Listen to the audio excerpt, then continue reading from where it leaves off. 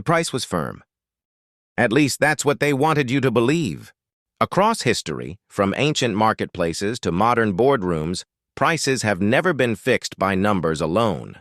They are shaped by fear, pride, silence, timing, and psychology. The people who consistently pay less are not louder, richer, or more aggressive.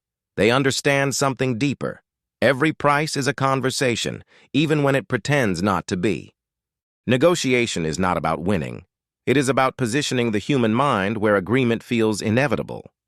Let's begin with the most important truth most people never learn. Tactic 1, the flinch. When the seller states the price, your first response should not be verbal. It should be physical. Raise your eyebrows slightly, lean back, let your face register surprise, then say nothing for 3 full seconds. This moment of silence is uncomfortable, and that discomfort works in your favor.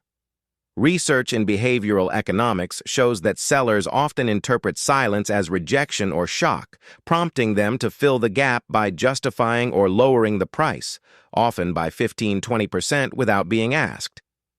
Most people negotiate with words. Skilled negotiators understand that negotiation happens between words. Your body language, pauses, and expressions communicate far more than any sentence ever could. Silence shifts pressure. And once pressure shifts, prices follow. Tactic 2, the anchor low, but not insulting. Every negotiation orbits around the first number spoken. Open at roughly 60% of their asking price. Not aggressively low, not absurd, just low enough to reset expectations. Studies from MIT and Harvard consistently show that the initial number becomes the psychological anchor that all further discussion revolves around. Even if they counter, they are now negotiating toward your number, not theirs. Start too high and you lose leverage. Start too low and you risk alienation. The goal is not to offend, it is to control gravity. Control the anchor and you quietly control the final price. Tactic 3, the budget constraint frame. Never say, "That's too expensive." That phrase attacks the seller's value and triggers defensiveness. Instead say, "I only have X budgeted for this." Now, the price problem is no longer their fault. It is an external constraint, something neutral and real. This reframes the negotiation from confrontation to collaboration. Instead of defending their price, the seller starts thinking about how to make it work within your limits. People resist criticism. They cooperate with constraints. Tactic 4, the time pressure reversal. When they say, "This deal ends today," they are trying to rush your decision. Your response is simple. "I need to think about it." Then you pause, or better yet, walk away. Data from retail and B2B sales shows that over 2/3 of so-called final offers improve once the buyer disengages. Why? Because urgency is usually artificial. Their deadline is leverage. Your patience dismantles it. The moment you stop reacting to pressure, the power dynamic reverses. Tactic 5, the bundle breakdown. Most prices are padded with extras you don't actually need. Instead of arguing the total price, start removing pieces. Can we take out the extended warranty? Do I really need premium packaging? What if I handle delivery myself? By unbundling the offer, you expose how flexible the price truly is. This works because sellers defend packages more than numbers. Once the bundle breaks apart, the price often collapses with it. Many large savings come not from discounts, but from subtraction. Tactic 6, the competitor comparison. Simply saying, "I saw the same thing at a competitor for X less," triggers one of the strongest human biases, loss aversion. People hate losing more than they enjoy winning.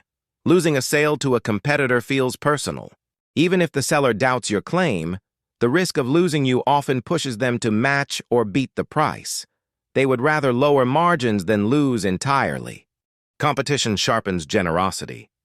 Tactic 7, the help me understand question. Instead of challenging the price, ask, "Help me understand why this costs X when a similar option costs Y." This question is powerful because it is non-confrontational and deeply unsettling. You are not arguing. You are inviting them to explain the logic to themselves.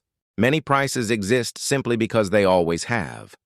When forced to justify them out loud, sellers often realize how weak the reasoning sounds. Dropping the price becomes easier than defending it. Tactic 8. The cash offer. Cash speaks directly to incentives. Say, "If I pay cash right now, what's your best price?" Cash eliminates transaction fees, delays, chargebacks, and administrative friction. For many sellers, that certainty alone is worth a 5 to 10% discount. The phrase "right now" adds urgency without pressure.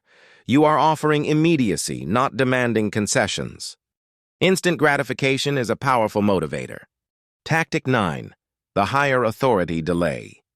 When you need time or leverage, say, "I need to check with my partner, boss, spouse." This creates a graceful exit without rejection. It also introduces an invisible third party, the hardest negotiator of all. Now, the seller isn't just persuading you, they're negotiating with someone they can't influence. When you return, you can counter with fresh authority and renewed leverage. Distance often improves your position. Tactic 10. The assumptive close. Do not ask, "Can you do X?" Instead say, "So we'll do X, right?" This subtle shift changes everything. A question invites negotiation. An assumption requires rejection. And most people instinctively avoid conflict, especially face-to-face. By framing your offer as the natural conclusion, you make agreement feel easier than resistance. Language shapes outcomes. Those who phrase confidently win quietly. Final thought. Negotiation is not aggression. It is not manipulation. It is psychology in motion. Prices move when emotions move, when silence creates pressure, when constraints invite cooperation, and when confidence replaces hesitation. Master these 10 tactics, and you'll discover a simple truth. The price was never fixed. It was waiting for you to negotiate it.